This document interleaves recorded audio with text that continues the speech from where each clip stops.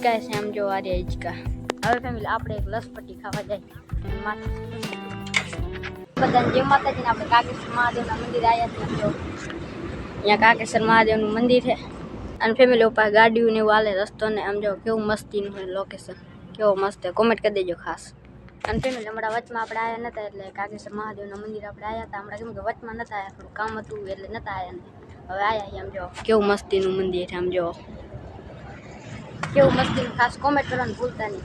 Family અહીંયા હિંચકા છે આમ જો આ રહ્યા હિંચકા, આમ જો હિંચકા ને લસપટ્ટી છે ને કબૂતરાનું છે જો. અને હવે ફેમિલી આપણે એક લસપટ્ટી ખાવા જાય અને માથે આપણે એક ખાવા જાય. લસપટ્ટી ખાવા જ આવી છે આપણે. આમ જો ફેમિલી કેટલા હિંચકા છે અને આ કેટલું ઊંચું છે આમ જો. અહીંયાથી હવે ફેમિલી આપણે લસપટ્ટી ખાવા જ આવી છે.